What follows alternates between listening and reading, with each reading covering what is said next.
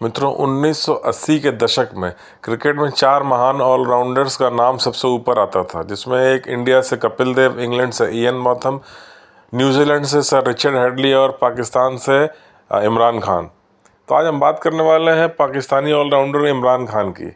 उस ज़माने में जो चारों ऑलराउंडर थे, यानी कि कपिल देव, इमरान खान, रिचर्ड हेडली और इयन मॉथम, इन चारों में अगर कभी कभी लोग कंपैरिजन करते हैं तो किसी ने हर ऑलराउंडर एक पर्टिकुलर साइड में ज़्यादा स्ट्रांग था।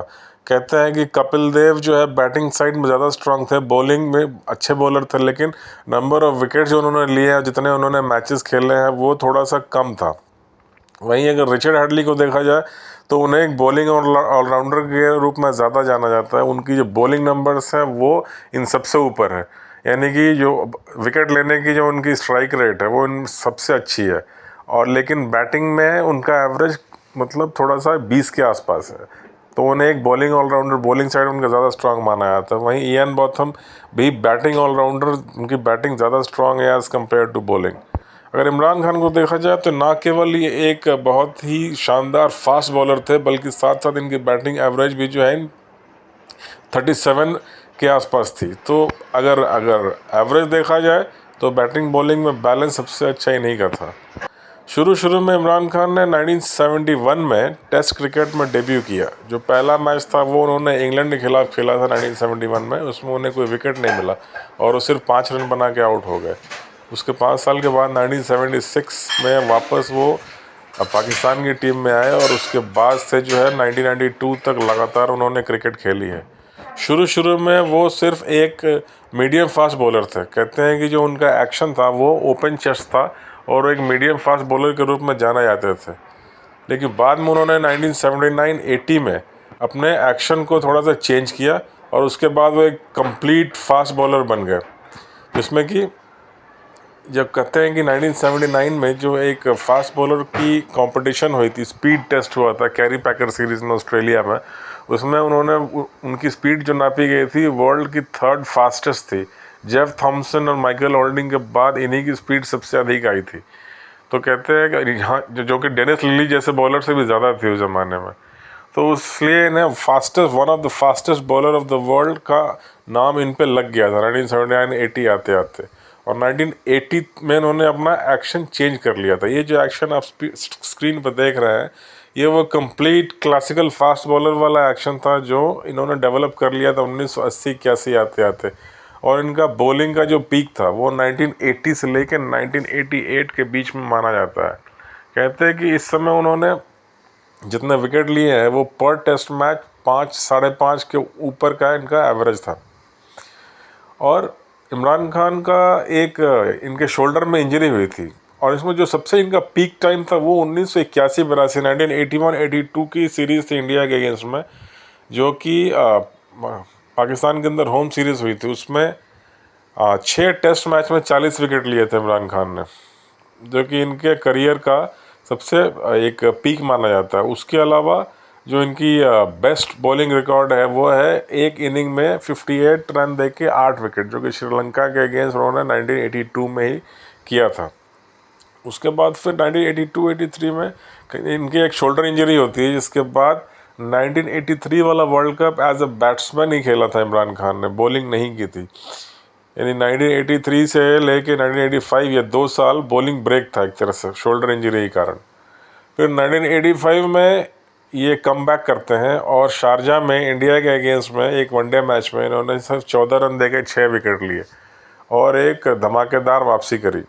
उसके बाद 1985 से लेकर 1987 के बीच में फिर इनके बॉलिंग का पीक सामने आया। फिर 1986 में जब वेस्ट इंडीज़ पाकिस्तान खेलने आई थी, उस समय भी जो है 3 टेस्ट मैचों में लगभग 20 से 25 विकेट इन्होंने लिए थे और वो टेस्ट सीरीज ड्रॉ हो गई थी। 1986 में जो वेस्ट इंडीज़ जैसी टीम, जैसे मैल्कम मार्शल और माइकल होल्डिंग, विवियन रिचर्ड जैसे प्लेयर हुआ करते थे, उस टीम के आगे एक सीरीज़ ड्रॉ करवाना भी अपने आप में उस समय एक बड़ी उपलब्धि मानी जाती थी।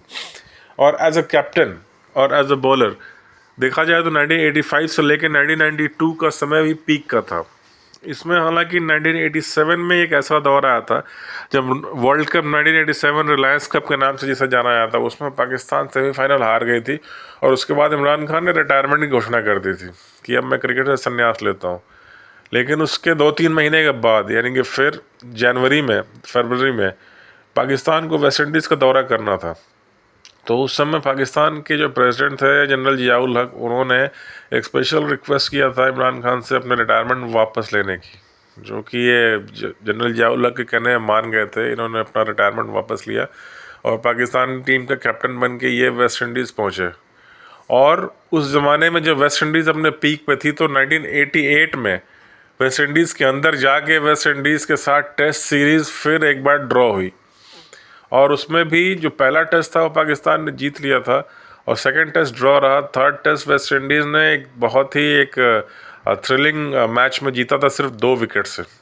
अगर वो 2 विकेट गिर जाते तो पूरी तरह से वेस्ट इंडीज़ में टेस्ट सीरीज़ हराने वाले शायद पहली टीम बनती। और उसमें 36 साल की उम्र में इमरान खान की जो बॉलिंग परफॉर्मेंस है वो उसे सुन के आप दंग रह जाएंगे। सिर्फ 3 टेस्ट मैच में 23 विकेट इन्होंने लिए थे, यानी 23 विकेट्स इन 3 टेस्ट मैचेस, और इसलिए इन्हें मैन ऑफ द सीरीज़ का खिताब भी मिला था उस पूरे सीरीज़ में। उसके बाद फिर 1989-90 मतलब खुद अपनी ऑटोबायोग्राफी में इमरान खान लिखते हैं कि 1988 वाली सीरीज़ जो है वो मेरी बॉलिंग की पीक थी, when I really bowled well. उसके बाद फिर 92 वाले वर्ल्ड कप में जो पाकिस्तान वर्ल्ड चैम्पियन हुआ तो वो जीतने के बाद इमरान खान ने क्रिकेट से संन्यास ले लिया पाकिस्तान के वर्ल्ड कप जिताने के बाद। और कहते हैं कि और जो इनका टेस्ट करियर है वो 88 टेस्ट मैचेस में इन्होंने 362 विकेट लिए हैं, जिसमें से कि 23 बार एक इनिंग में 5 विकेट और 6 बार एक इनिंग में एक टेस्ट मैच में 10 विकेट लेने का भी कारनामा इनका नाम है।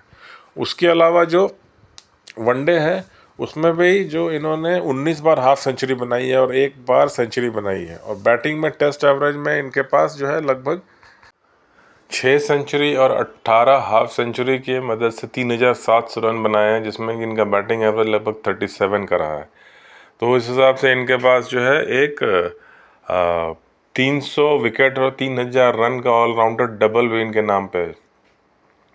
और अगर बॉलिंग की बात करी जाए तो वसीम अकरम से बेटर स्ट्राइक रेट है। स्ट्राइक रेट का मतलब होता है कि कितनी बॉल फेंकने के बाद आपको एक विकेट मिल रहा है।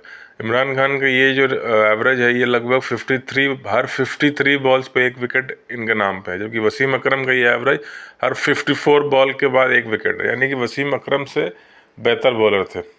अगर वसीम अकरम जितने टेस्ट मैचेस खेले होते तो वसीम अकरम से ज़्यादा विकेट इनको मिलता। तो इसी से हम अंदाज़ा लगा सकते हैं कि वसीम अकरम से भी ज़्यादा ख़तरनाक जिसका स्ट्राइक रेट हो वो अपने ज़माने में कैसा गेंदबाज रहा होगा। तो फ़िलहाल मेरे वीडियो में इतना ही। यदि मेरा वीडियो अच्छा लगा हो तो प्लीज़ मेरे वीडियो को लाइक कीजिए, चैनल को सब्सक्राइब कीजिए और अपने दोस्तों के साथ शेयर भी कीजिए, ताकि मुझे इसी तरह की इंटरेस्टिंग हिस्टोरिकल नॉलेज वाली कोई वीडियो बनाने का मोटिवेशन मिलता रहे। और तब तक के लिए बहुत बहुत धन्यवाद। मिलते हैं, फिर बात करेंगे किसी और टॉपिक पर। फिर से अनुरोध है कि मेरे चैनल को प्लीज़ लाइक और सब्सक्राइब और शेयर अवश्य करें।